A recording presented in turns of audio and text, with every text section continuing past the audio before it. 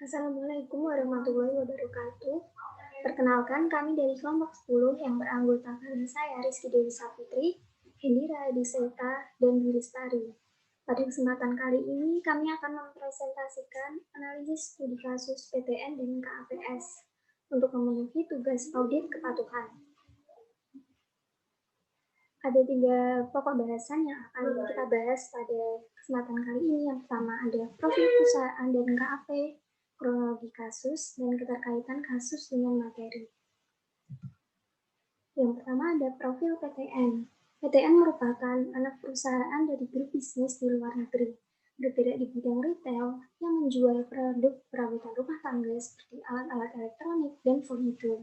Dalam menjual produknya, perusahaan memberikan opsi pembelian dengan cara tunai atau kredit cicilan kepada para pelanggannya.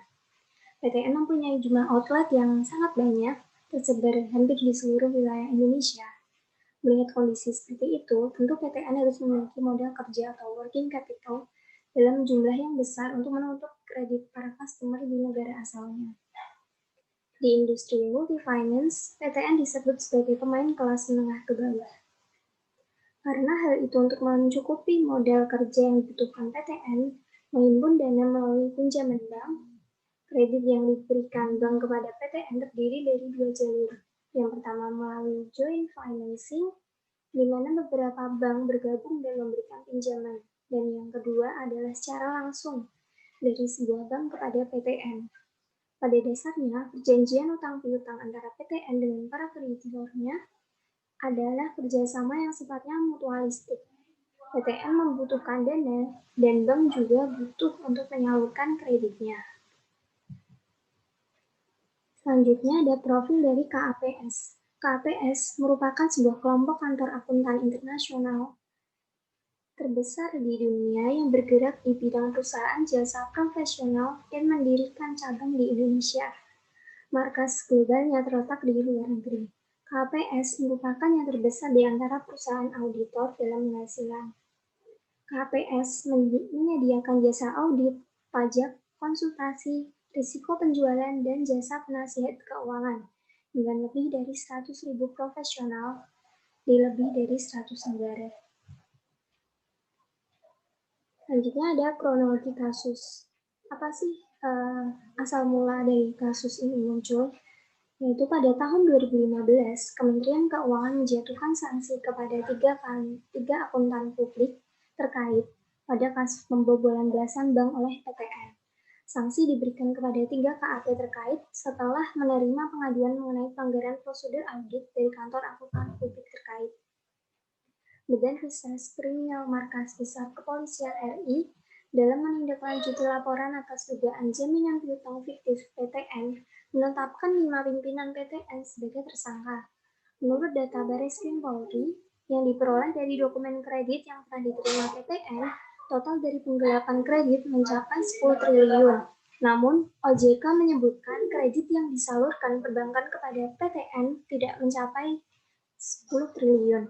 Terdapat sebanyak belasan bank yang terlibat pada kasus ini, hanya menyalurkan sekitar 2 triliun. Sekian dari saya, selanjutnya akan dijelaskan oleh kawan saya. Terima kasih.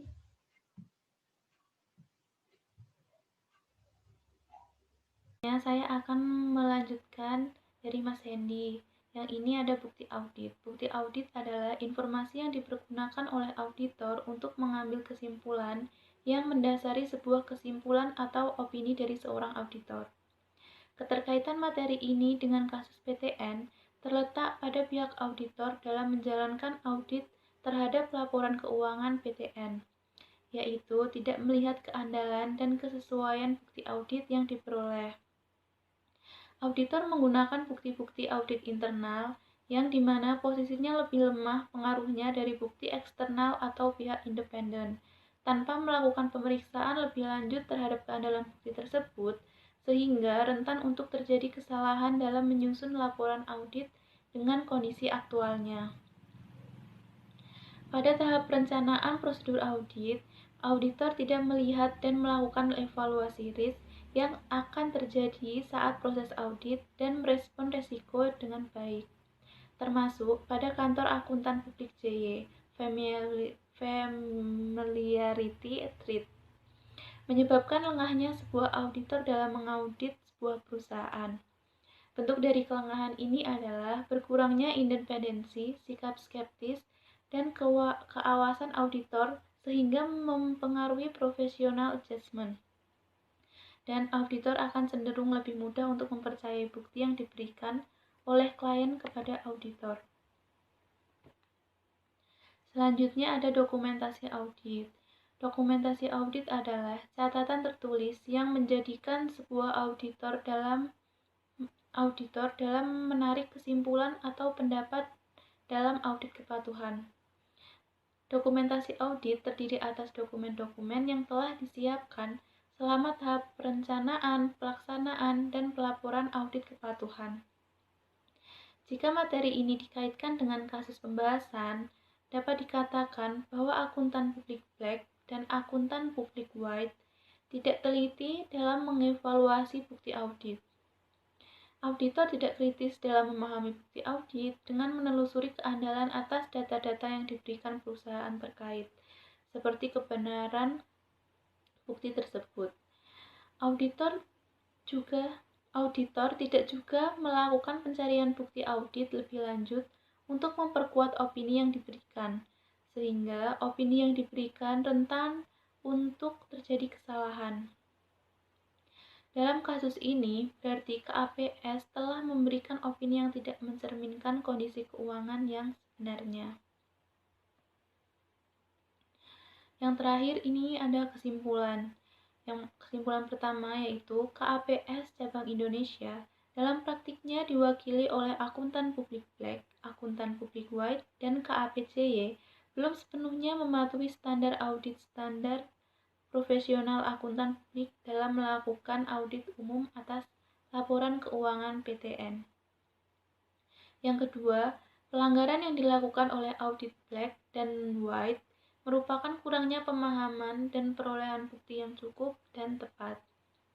Yang terakhir yaitu pelanggaran yang dilakukan AKPCY adalah kurangnya sistem pengendalian mutu yang mengatur kedekatan hubungan antara auditor dengan klien, sehingga mempengaruhi keprofesionalan auditor dalam mengumpulkan bukti audit, seperti sikap profesional skeptis dan profesional judgment yang berpengaruh ke penyusunan laporan audit.